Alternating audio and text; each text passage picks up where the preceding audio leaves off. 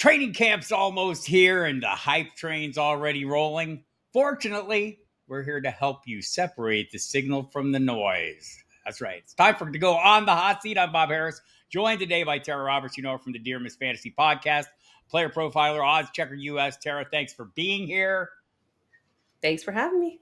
Always a great time. Follow her on the X Machine at It's Tara Time as well, and check out all her content. She does fantastic work. We're diving into one of the annual traditions here. It's training camp. There's a season of summer smoke, pre-camp drum beats, trying to figure out which headlines offer real fantasy value and insight and which are just noise. So we're going to help you figure some of that out today. And just to get started, Tara, what's kind of the approach for you right now? I mean, we all try to avoid looking down the drinking straw, but as events happen, they tend to draw a lot of energy and suck up a lot of oxygen. Yeah, you kind of have to use a little bit of discernment because there's a lot of hype and then a lot of negativity coming through. But it's fun because we get to actually see the players in camp in action. So this is a fun period where you can, watch guys, find your sleepers, find your fades. I don't know. I use it for a time to gather my thoughts, get everything in line, and then also just enjoy football because we're so close. I think some of it confirms, like you and I, many of us have been out there drafting all off season long, sorting out our values, doing our rankings, and we kind of have some preconceived notions, and some of those get debunked immediately, and we get slight panicky moments, and some of them, they build on what we already think we knew. So that's a little bit of it, but we get some developments. I always say the developments going into training camp usually are mostly not good. And we have some of that this year, and some of it started with some clarity coming on Rasheed Rice and Jordan Addison. Let's start with Rasheed Rice, the suspension looming here. The case kind of surprisingly came to an end. He's got 5 years probation, 30 days in jail. That can be served at any time. If he serves his 5 years without trouble, the charges are removed. But in the meantime, he is now open to suspension. He had been going as wide receiver 17. That seems a little high. I think he's dropped now 12 places since then, which seems about right on the high stakes ADP. What is the value if he misses 4 to 6 games, let's say? The only fear I have with 4 to 6 games, because I feel like you can make it work as long as the ADP is dropping, and it is dropping appropriately, because we were drafting him thinking that this was going to be a long, drawn-out process and something that we were going to see in, the 2026 season, but now we're dealing it, so we're adjusting appropriately. But, when we look at 4 to 6 games, the fear that I have is not whether or not I can make it through 4 to 6 games without him if I draft him at an appropriate ADP.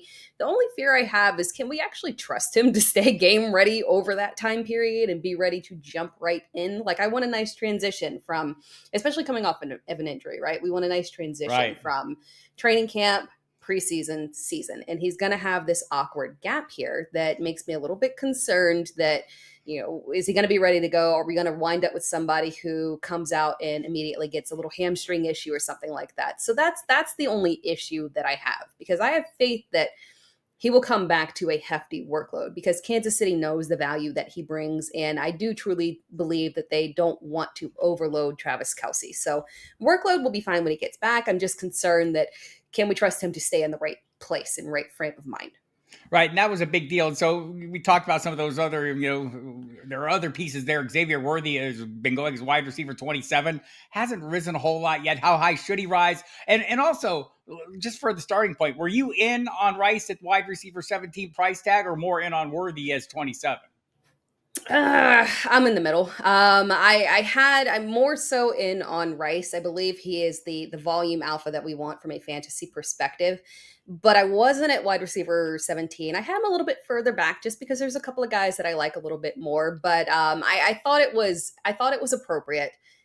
Xavier Worthy was the one that I was a little bit worried about here. And when I'm looking at his ADP now, I'm not shocked that it's not rising significantly. Right. Because I feel like it was appropriate. It was fine. And there's only so high he can go. Realistically, looking at ADP, he can't go past a wide receiver 20. It's not possible. We're not going to draft him over a guy like Mike Evans. Probably not even a guy like DK Metcalf, when you've got that hyper targeting from Aaron Rodgers is literally the only option as a wide receiver there. So I don't think he's good. Now I look at him and I'm like, okay, this makes a little bit more sense. We'll get a nice little range here where he should operate as the clear wide receiver 1. End off, the way that he ended off last season, kind of transition that over there. So I feel more comfortable with it. And I don't think it's going to rise to a point where we'll say, okay, wait, hold up. We got to avoid this because this isn't going to fit. So we're both pretty much wait and see, I think, on Rasheed Rice right now. Like, let's see where it settles in. Let's see. We have time to wait for the clarity. If you're out there drafting a best balls already, you've probably already invested in them. If you have ongoing ones, maybe you have enough shares, you can take a step back. And if you're waiting for your drafts that matter most, your vital season long drafts, you do have some time to sort this out and get it figured out. Anyone beyond that on the depth chart interests you? Marquise Brown, I think, going in the mid 50, wide receiver 55 ish. And then, there's a rookie there, Jalen Royals, and people are interested. People forget about Juju Smith-Schuster, who's had his moments, brief though they've been in recent years. Anything of interest to you there? It's interesting because I think Royals is a good comp to Rice physically, but because he didn't play a lot in the slot in college, I kind of worry that maybe experience could be an issue and he won't get a significant volume right off the bat. Maybe it is Hollywood that they turn to while he is healthy. The ADP is not going to rise significantly because it is Hollywood. And while we love his talent, we know that the reality of him getting through an entire season is slim to none. So maybe an early season boon that you can use off of waivers, or if you're spending late round draft picks on that, would be fine. And then I'm also kind of interested, and this is what I'll really be paying attention to during training camp. I have been in love with Brashard Smith as a player throughout the entire draft process. And when you look at what they've been praising, what Kansas City has been praising him for, it's not running. It's, his receiving capabilities because he was a wide receiver before turning to a running back. So you kind of wonder, if you look at him and his play style, do they try to transition him into the slot and compensate there? So that one's kind of interesting to pay attention during training camp. Yeah, one thing we know, they do want to go deeper more. Pat Mahomes has talked about it. Andy Reid has talked about it, and we'll see if that happens. The A dot for Mahomes has been down below 8 yards each of the last 2 years since Tyreek Hill's left. It's gone downhill. They want to rectify that, and there are some pieces there to do that. Jordan Addison, I mentioned, he also pleaded guilty to a lesser charge, opens the door to a suspension there. He's been at wide receiver 36. He has not really moved. His ADP has not shifted. It feels like this suspension was baked into the cake. Is that your expectation there? And how worried are you about this offense in general with J.J. McCarthy? Yeah, I'm good. There's no movement for me. There's no fear. We assume it'll be a 3-game suspension. That's not a big issue there for us. So when I'm looking at that, I'm okay with the ADP. I'm okay with Jordan Addison. And I actually do like the Minnesota offense a lot, just strictly because of Kevin O'Connell. It's a very quarterback-friendly offense. I feel like anybody can step into it. And even we, saw even with an experienced quarterback in Kirk Cousins, there was just a dramatic increase in production when Kevin O'Connell came there. So I do think this is a very friendly offense. You can't ask for better pass catchers overall. So I think it'll function fine enough. So I like the Minnesota offense as a whole from a passing perspective. More agreement here. I'm in on all the pieces as well. And I know Football Guys, our projections on JJ McCarthy, go check them out, are very high as well. And Kevin O'Connell is the reason why, right? We've all seen it before. Yeah. I do want to touch on the Cleveland situation with Quan Judkins. He has not reported. He was arrested I think the 7th for an event that happened on the 7th. His ADP, though, and I think I just want to highlight this one because the ADPs have been shifting wildly. He's dropped 19 spots in the last 7 days since the arrest was announced. He'd been arrested the week before, but we just learned about it last week. We see Jerome Ford has moved up 33 places. Dylan Sampson's risen by 38. It seems like a little overcompensating in all aspects here. Yeah, it is. I mean, this shouldn't be a massive mystery here when the thought process was that this would be a talented rookie in Judkins taking, they've said, potentially utilizing, other backs as well to supplement. But when you're looking at it, you're thinking basically a 3-down role here. Even in a bad offense, you're kind of saying, yeah, at ADP, I'm okay with it. But when I'm looking at Jerome Ford, while I like him, and he actually was fairly efficient last year, even with all of the offensive issues that they had, I feel like there's just no advantage to anybody in this offense if we're sitting here splitting carries between early down work for Jerome Ford, change of pace for Dylan Sampson, and a offense that's in a very, very questionable place here. I mean, I don't think it should be rising aggressively, and the more that it rises, the more that I kind of look at it like, I feel like this might be something we just want to avoid as a whole.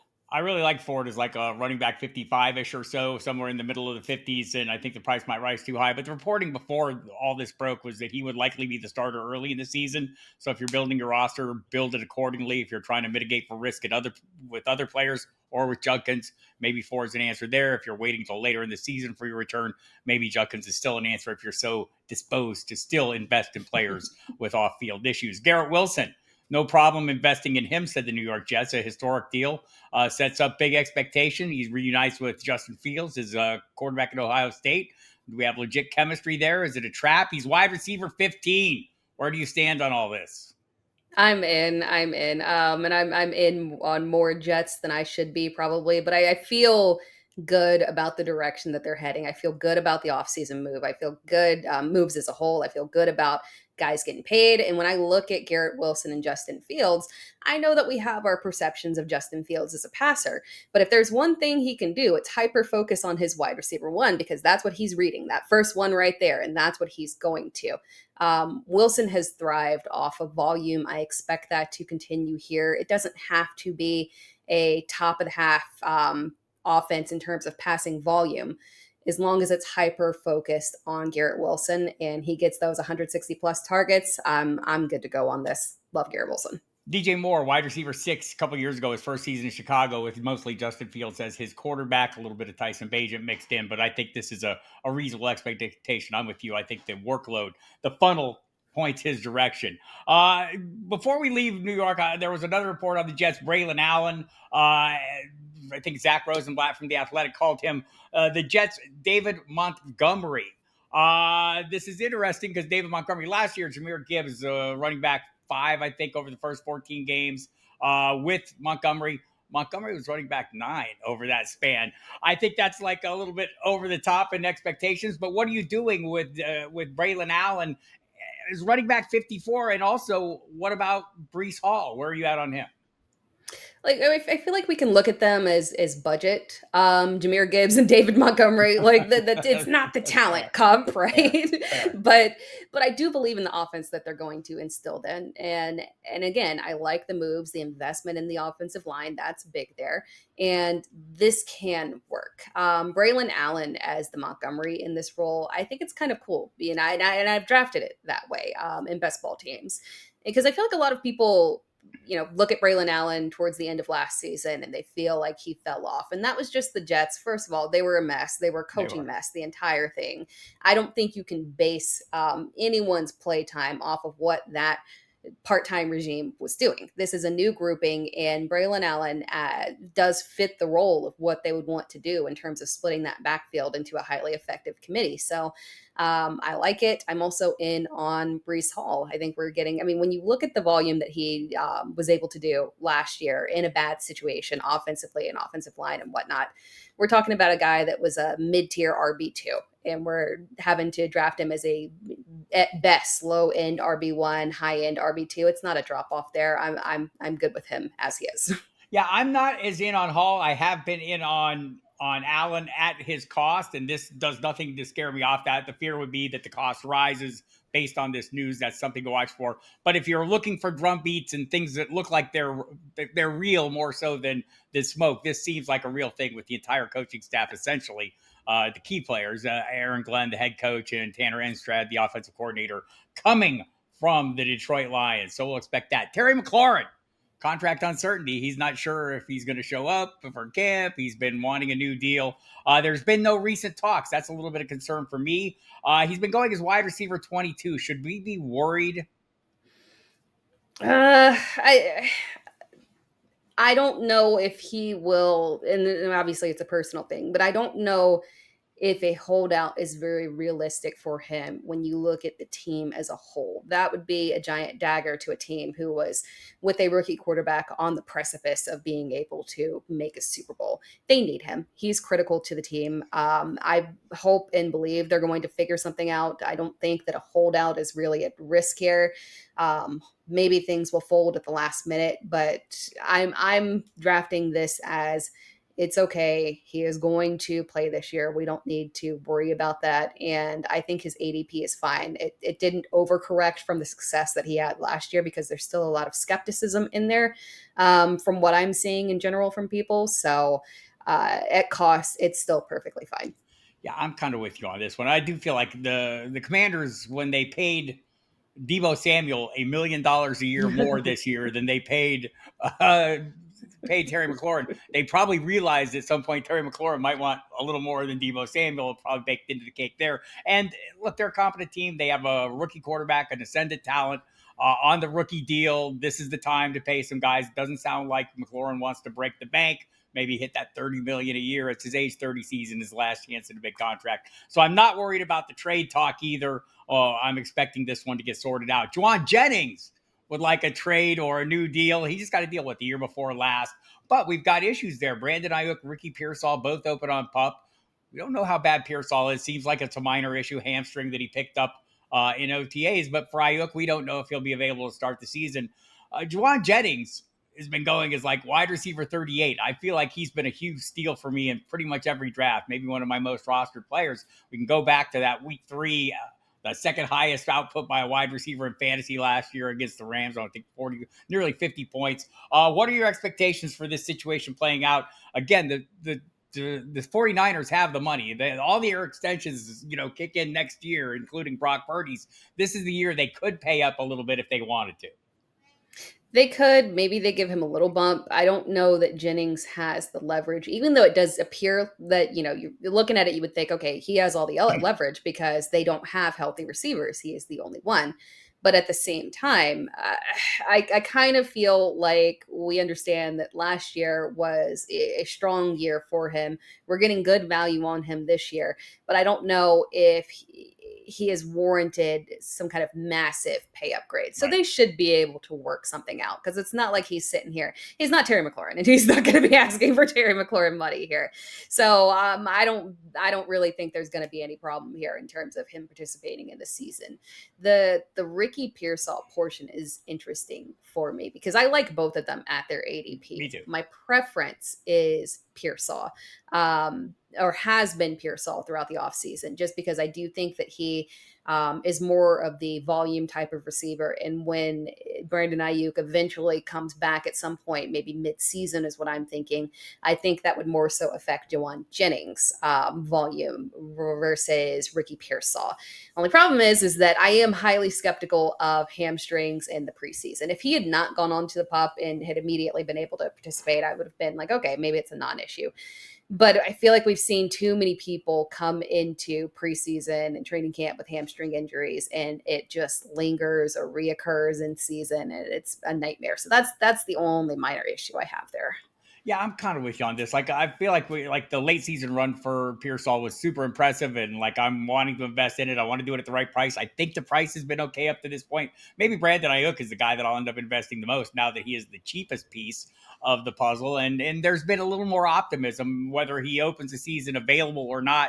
Sounds like he'll be ready at some point. I just hope he remembered how to play because it seemed like he didn't when he first came back Yeah. last year from his off-season long holdout. So we'll see what's going on there. Jahmyr Gibbs, a lot of talk about getting more usage as a receiver. He mentioned this week, John Morton, the new offensive coordinator, came in there and said he's not reinventing this offense because, well, it's pretty good. Highest scoring team in the league. But there's maybe a little room for things.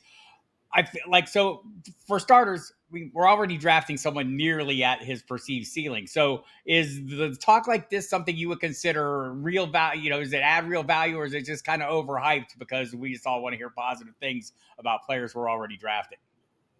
When it comes to running backs, especially guys that are first round talents, I look at it as in the group of guys that can actually finish as the overall RB1 is actually a lot smaller than you would think. While there's plenty of guys that can come up the right situation and ascend to a top 10 back fairly easily because there's a lot of flexibility with running backs and pure volume. The guys that can truly get that overall have the stats to be able to support that overall RB1. It's very slim. And Jahmyr Gibbs is really one of those guys. So while we're not getting any kind of discount or bargain, I do think it's warranted. The only thing that I can maybe see is because I do see like some mild skepticism of some people that are still thinking that his ceiling is maybe capped because of the presence of Montgomery, and also worry about where this offense, goes in terms of Ben Johnson leaving. So if anything, maybe we end up seeing a few of the receivers overtake him, and we get like maybe like a little bit of a dip, maybe to like, I don't know, the seventh, eighth pick or something like that. But that's still not a massive discount or anything. We're investing as is. Yeah, like I feel like we are drafting a ceiling, and the 20 touchdowns last year, that's not a sticky stat. Also, could this be subtraction by addition? More time on the field in a wide receiving role, does that open the door for more David Montgomery? I think these are all things that we kind of let run circle through our mind as we have one of those very early picks, and we end up deciding on some safer play. I think Jahmyr Gibbs remains a safe play at his ADP, super high end value, super high end player. And I'm still giving side eye to everyone who told me guys that weren't 200 pounds can't be high end Right? running backs in the Exactly. NFL. Shame on you people. Another rookie running back coming in, Caleb Johnson. We've got some buzz going. A lot of talk about his attributes being a perfect fit, like the Arthur Smith archetype running back. He's going as running back 26 right now. Jaylen Warren is going as running back 32. Is this correct? Do you feel comfortable with these prices for both of them, or are you trying to leverage these values? This has, and we've seen some weird flips of ADPs.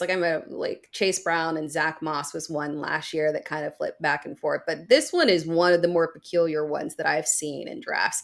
I've seen Warren drafted well before Johnson. I've Yep. seen it vice versa. There is zero consistency. It is everyone and their opinion and what they believe is going to happen here, individually making those picks.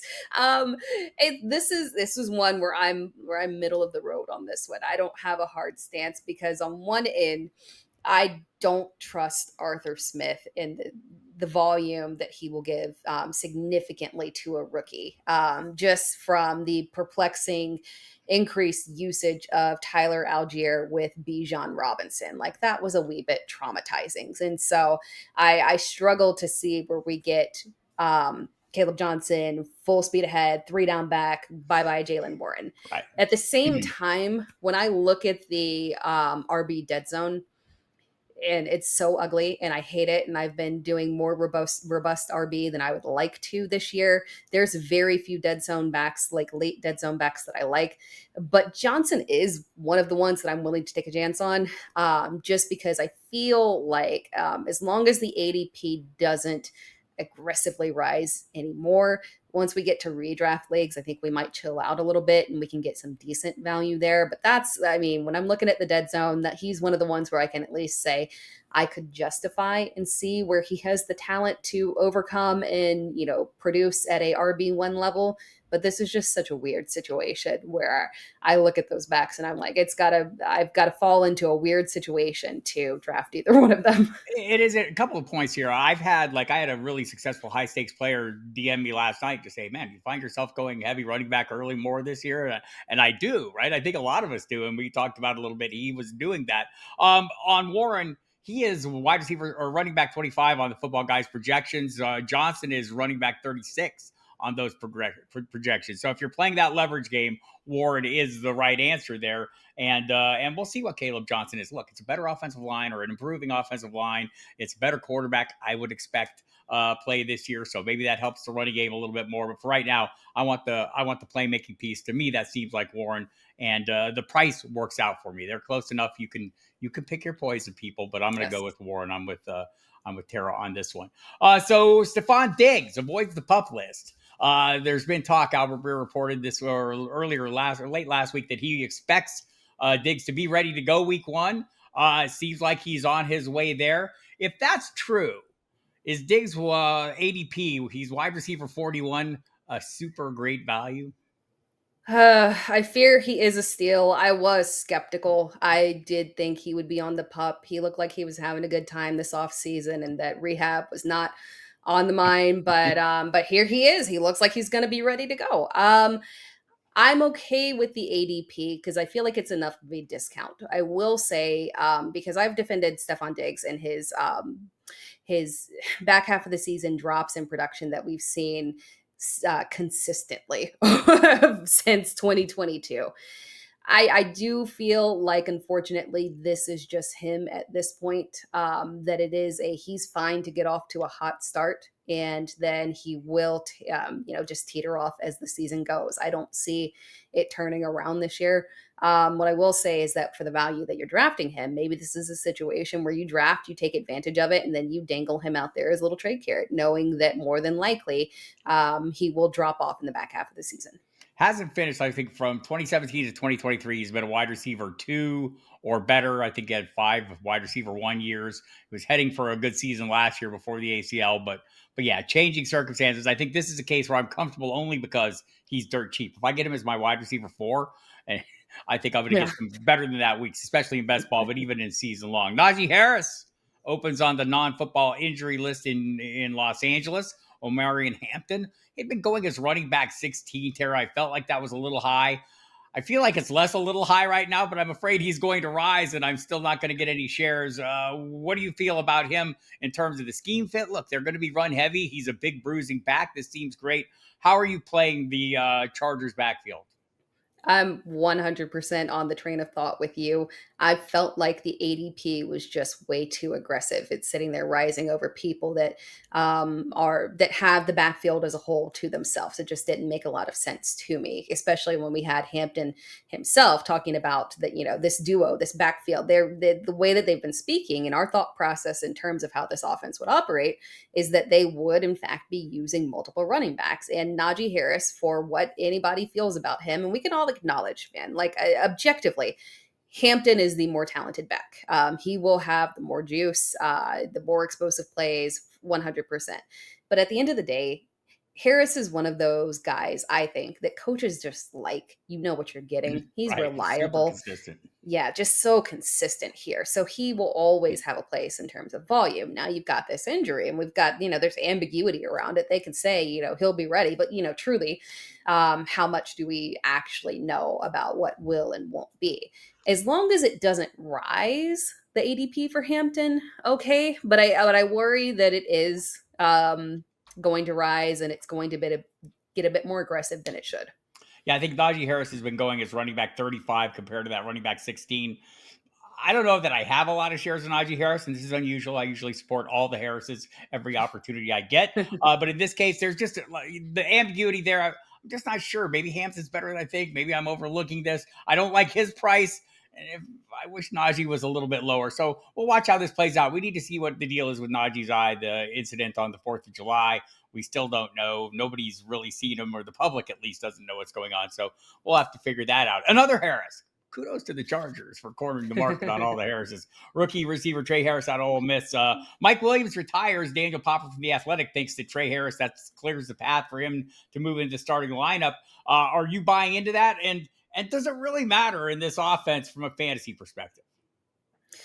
I feel like I can't stand this receiving core behind McConkey. It feels like this is just going to be aggressive targeting through McConkey, a heavy ground game, and we could get some good performances out of these guys. Like, I'm not saying that Harris can't go out there and make good performances, but the level of consistency that we might see would be a little bit shaky. And I do think that, to his credit, Quentin Johnson did progress last year. People will call it fluky production, but there are plenty of times where we see superstars get fluky coverage and lost in coverage, and we say it's because they're great. No one calls it out like that. So I don't know if this is either one of these guys I truly believe in. I will say that if I'm leaning towards one versus the other, I do think Harris definitely has the higher ceiling and is the better fit for sure in terms of playing opposite of Ladd McConkey. So when we look at it from that perspective, they could fit together very well, and I can see it where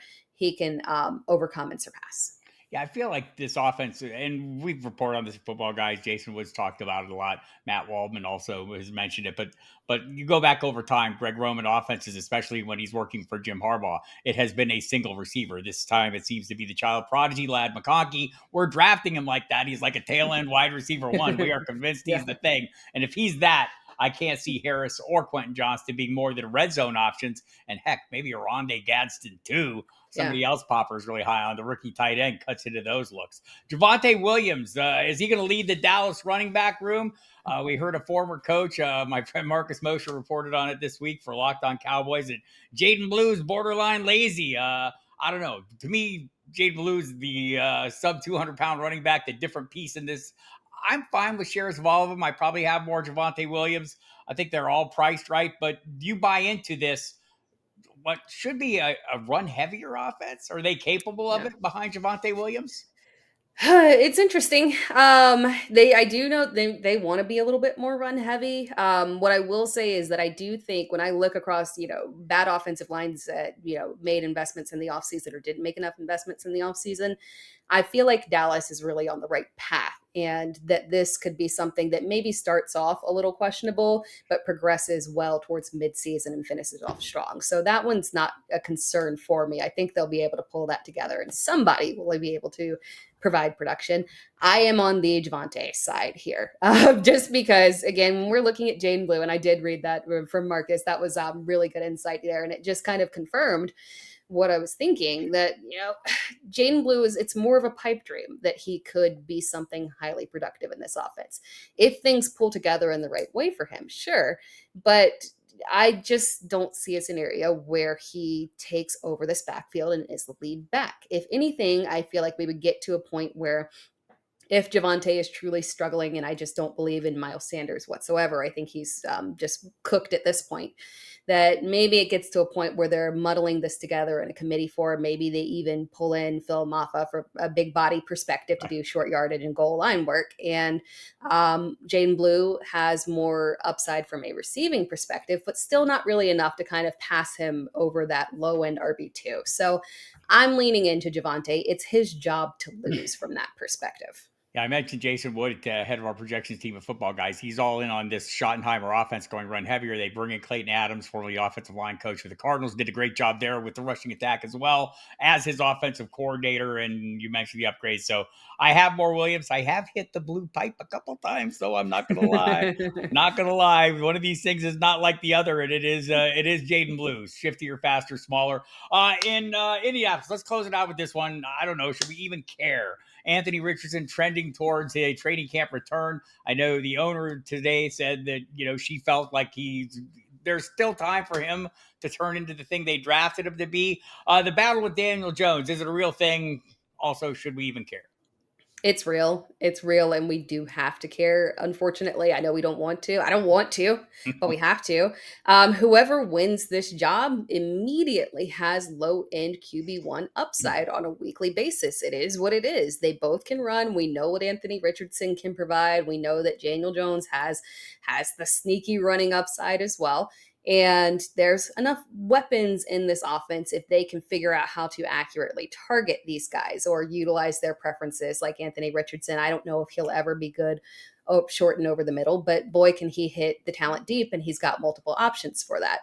So when you're looking at it, the ADPs are low. We're not getting the rise. Right. It's not Freebies. going to rise. Yeah, they're not going to rise at any point, because while whoever wins the job is going to have that QB1 upside, there's zero job security. There's none whatsoever. So these are super flex diamonds. These are your QB3s that you're putting on your bench, and you're hoping that one can hold on to the job for enough of an extended period of time. So that's that. We care. We care. I did draft Anthony Richardson in the Scott Fish Bowl because I'm like, hey, if it doesn't hit, whatever. If it hits, hey, yeah, winner. So it's one or the other.